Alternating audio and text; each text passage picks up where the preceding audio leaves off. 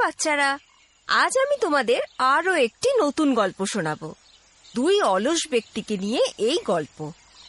এক রাজ্যে রমেশ ও সুরেশ নামে দুই ভাই থাকতো। ছোট থেকেই ওরা খুব ফাঁকিবাজ ছিল, আর ওদের ফাঁকিবাজির পেছনে আসল কারণ ছিল ওদের কুঁড়েমি। যখনই ওদের কোনো কাজ করতে বলা হতো, ওরা কাজের ভয়ে শুয়ে পড়তো।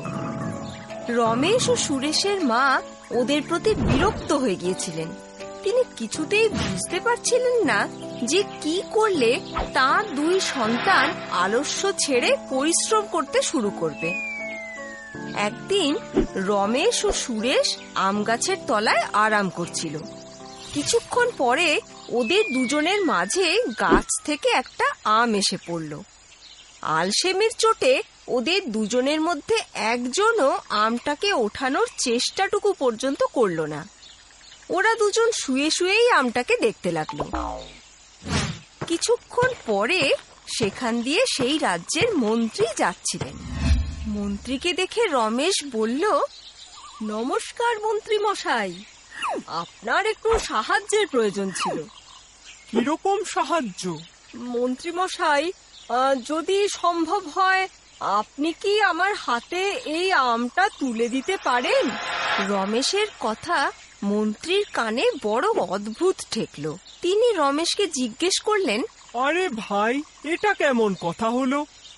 আম তো তোমার সামনেই পড়ে আছে, তুমি নিজেই তুলে নাও। পারবো না মন্ত্রী মশাই, অনেক মেহনত করতে হবে। এ আবার কেমন মেহনত হলো?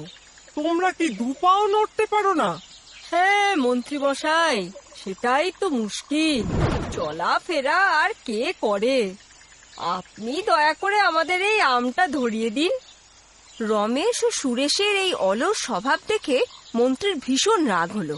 তিনি তাদের হাতে আম না দিয়েই সেখান থেকে চলে গেলেন। রমেশ আর সুরেশও কুড়েমি করে একই রকম ভাবে পড়ে রইল।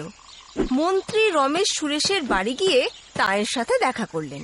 আমিও খুবই চিন্তিত মন্ত্রী মশাই, কিছুতেই বুঝতে পারছি না যে এই অকর্মণ্যগুলোকে কিভাবে শুধরানো যায়। এরা যদি এরকমই কর্মবিমুখ থাকে, তাহলে ভবিষ্যতে এদের কি হবে কে জানে।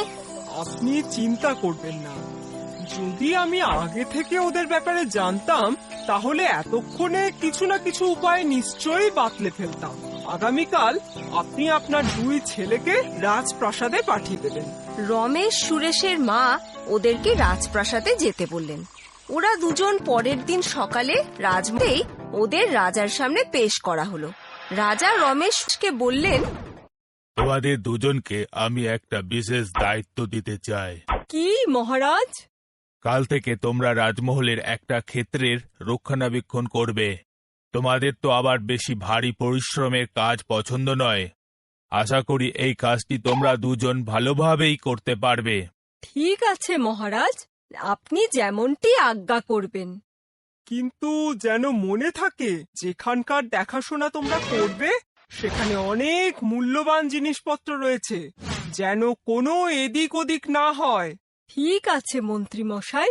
রমেশ ও সুরেশ পাহারাদার হয়ে দেখাশোনা করতে বসে গেল, কিন্তু নিজেদের স্বভাব মতোই বসে বসেই তারা ঘুমিয়ে পড়ল। আর তাদের এই অবহেলার কারণে রাজপ্রাসাদে চুরি হয়ে গেল। পরের দিন সকালে ঘুম থেকে উঠে তারা দেখে মন্ত্রী সামনে দাঁড়িয়ে। মন্ত্রী রেগে গিয়ে বললেন, রে কোথাকার, একটা ছোট্ট কাজ দিয়েছিলাম তোমাদের, সেটাও তোমরা ঠিক করে করতে পারলে না।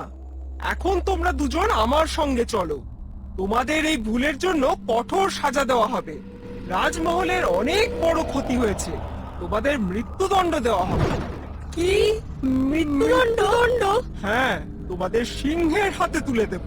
এই কথা শুনেই রমেশ ও সুরেশ দুজনেই খুব জোরে ভয় পেয়ে যায়। ওদের যেই না সিংহের সামনে নিয়ে আসা হয়, ওরা দুজনেই রাজার সামনে লুকিয়ে পড়ে এবং বলে, আমাদের ক্ষমা করে দিন মহারাজ, আমাদের মস্ত বড় ভুল হয়ে গেছে। যদি আমরা কুঁড়েমি না করতাম আর কাজটাও দায়িত্বশীলতার সঙ্গে করতাম, তাহলে চুরি হতো না। আমরা প্রতিজ্ঞা করছি যে ভবিষ্যতে আর কখনো এমনটা করব না। ওদের দুজনের কথা শুনে রাজা ওদের মাফ করে দেন।